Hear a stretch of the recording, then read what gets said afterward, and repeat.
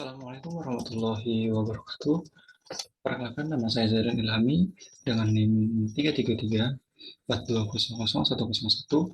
dari Teknik Meteorologi 2020.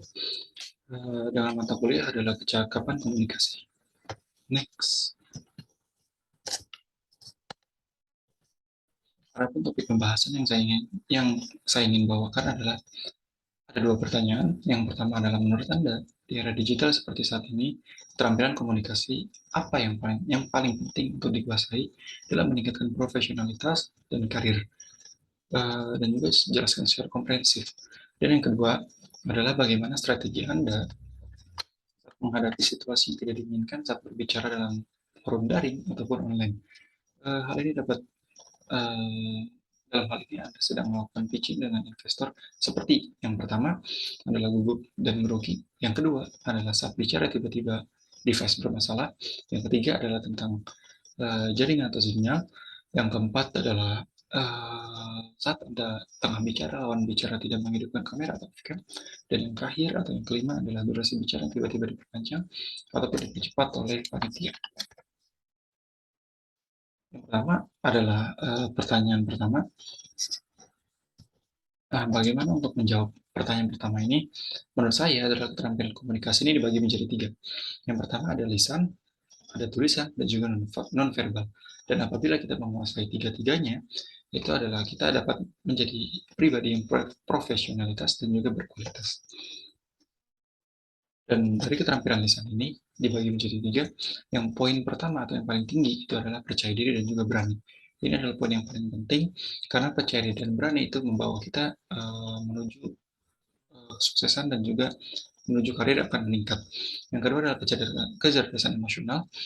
Pada saat kita presentasi, kecerdasan emosional ini harus diperhatikan. Bagaimana audiensnya, bagaimana waktunya, dan lain-lain. Dan yang ketiga, poin yang ketiga itu singkat, ringkas, dan jelas. Ini adalah salah satu poin utama yang dimana saat presentasi kita tidak terlalu bertele-tele. Selanjutnya adalah ada keterampilan tulisan. Yang pertama ada gambar, yang dimana di sini kita sisipkan adalah gambar yang menarik. Yang kedua itu penulisan. Penulisan di sini adalah pemilihan kata-kata yang menarik dan juga kekinian. Dan yang ketiga itu penyajian data yang sangat bagus. Selanjutnya ada keterampilan verbal. Di sini ada 3 poin. Yang pertama yang paling tinggi itu adalah pahami siapa audiensmu, karena audiens ini bisa atau dapat dari berbagai golongan. Yang kedua, kita tentukan nada suara atau intonasi kita, dan yang ketiga adalah gerak tubuh kita. Selanjutnya pertanyaan kedua, untuk menjawab ini kita ada kasus pertama yaitu gugup dan juga grogi. Next. Bagaimana cara mengatasinya atau strategi dan antisipasinya? Yang pertama, tetap tenang, karena dengan tenang kita harus berpikir dahulu langkah apa yang selanjutnya untuk dilakukan. Yang kedua adalah dengan cara waktu. Ini adalah antisipasi dari jauh hari, yang dimana waktu berlatih di sini kita harus lebih ekstra agar kita tidak gugup dan juga menghafal materi. Yang ketiga ada sinonim, yang dimana ini digunakan untuk kita dapat mengulangi kata dengan kata yang sama ataupun mencari perkataan yang hampir-hampir mirip. Dan yang keempat itu segitiga poin, yang dimana segitiga poin ini kita harus membatasi poin-poinnya maksimal adalah 3 poin untuk pembahasan, karena semakin banyak poin semakin tidak efektif. Next. Dan selanjutnya ada permasalahan device. Bagaimana cara mengatasinya? Yang pertama itu menyiapkan device cadangan atau HP cadangan untuk apabila device utama mati. Dan yang kedua itu meminta panitia untuk men-share materi, yang dimana kita menyiapkan HP dan panitia men-share materi tersebut dan kita menjelaskan ulang. Dan yang ketiga tentunya adalah kita harus meminta maaf. Selanjutnya bagaimana dengan permasalahan problem sinyal. Dan untuk problem sinyal ini kita bisa gunakan 3 langkah ini. Yang pertama adalah meminta waktu, penguluran waktu pada panitia dan sebentar, yang dimana kita menyiapkan jaringan terlebih dahulu, menyiapkan tempat atau lokasi dengan jaringan yang bagus. Yang langkah kedua itu menjelaskan ulang bagian-bagian tersebut yang memang sebelumnya tidak jelas, sebelumnya putus-putus dalam penjelasannya, dan juga mungkin pada saat kita live itu kita dapat menjelaskan ulang. Dan yang ketiga tentunya adalah meminta maaf. Dan yang keempat, permasalahan yang keempat, bagaimana audiensnya jika kita sedang bicara audiensnya adalah off cam. Yang pertama tentunya adalah metode ancaman, yang dimana ancaman ini sangat menarik karena membuat audiens ataupun peserta itu terpacu untuk dia on cam, dan yang dimana ancaman ini bisa berupa daftar hadir yang tidak dimasukkan daftar hadir, selanjutnya tidak diberikan hadiah ataupun lainnya.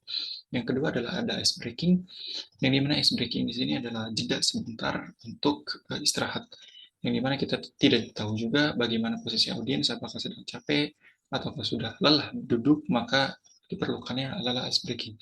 Dan yang terakhir adalah games. Games ini perlu karena untuk menaikkan semangat audiens. Selanjutnya bagaimana dengan permasalahan waktu apabila diundur ataupun dipercepat.